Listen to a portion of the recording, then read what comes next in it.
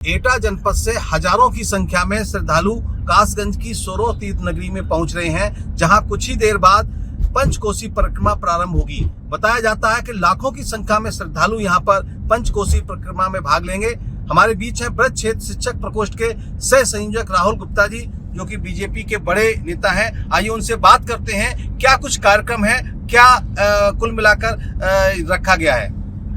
देखिए, ये जो पंचकोसी परिक्रमा है इसका पौराणिक महत्व है और जब से माननीय मुख्यमंत्री योगी आदित्यनाथ जी ने सोरो को तीर्थ स्थल के रूप में मान्यता दी है, तब से जो हिंदू समाज है उसमें एक बहुत ही हर्ष की लहर है और इस बार ये पहली बार पंचकोसी परिक्रमा उसकी बात पड़ रही है और इस पंचकोसी परिक्रमा को लेके बहुत ज़्यादा उत्साहित हैं सारे हिंदूवादी संगठन, राष्ट्रीय स्वयंसेवक संघ, विश्व हिंदू परिषद और हमारे अन्य जो आंसांगिक संगठन है वो पुरजोर रूप से इस परिक्रमा को सफल बनाने में लगे हुए हैं। इस परिक्रमा के बारे में मैं आपको थोड़ा सा बताना चाहता हूँ। जो सूकर क्षेत्र सोरो हैं, ये भगवान बराह की अवतरण स्थली है। भगवान बराह जो थे वो विष्णु भगवान के तृतीय अवतार थे और हिरण्याक्ष नाम का एक राक्षस था, उसने पृथ्वी को ले जाके रसातल में डुबोने का काम किया था और हिरण्याक्ष से मुक्ति का काम भगवान बराह ने किया था। भगवान बराह की जो उत्पत्ति है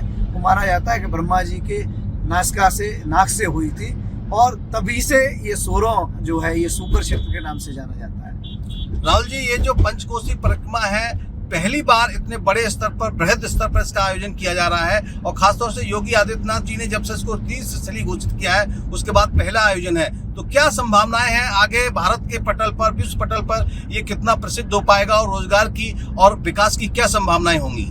देखिए, ये जो सद्भावना पंचकोसी यात्रा हो रही है इसका उद्देश्य ये है कि विश्व पटल पर और जहाँ जहाँ हिंदू संस्कृति को जाना समझा जाता है वहाँ तक सोरों का तीर्थ स्थली के रूप में पुनर्स्थापना हो सके, एक सांस्कृतिक जागरण हो सके सोरों की महत्ता को लेके। और उससे एक और खास बात होगी कि यहाँ एक पर्यटन स्थल के रूप में सोरो विकसित होगा और ये जो क्षेत्र है तीर्थ स्थली के रूप में इसकी मान्यता पूरे मध्य प्रदेश, उत्तर प्रदेश और हिंदी भाषी क्षेत्रों में, राजस्थान में बहुत ज़्यादा है और पौराणिक काल से चली आ रही है। लेकिन इसका जो विकास था इस क्षेत्र का वो उस स्तर का नहीं था। माननीय योगी जी के सानिध्य में ये जो कार्य हुआ है इसको लेके एक नया जागरण हुआ है और इस जागरण का परिणाम ये होगा कि लोगों का आवागमन बढ़ेगा, सोरो एक पर्यटन स्थल के रूप में डेवलप होगा, या रोजगार विकसित होंगे तो राजस्व बढ़ेगा और जो इस प्रदेश के राजस्व में भी योगदान करेगा और ये बहुत अच्छी पहल है और इतने बड़े लेवल पर ये पुनर्जागरण हो रहा है। सद्भावना यात्रा सोरों के बारे में पूरे विश्व में अलग जगह देगी।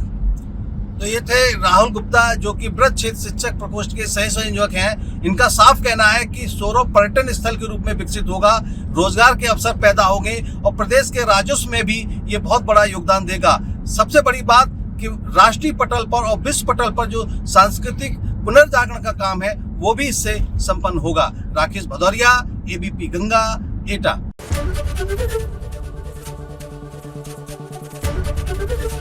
एबीपी गंगा, खबर आपकी, जुबान आपकी।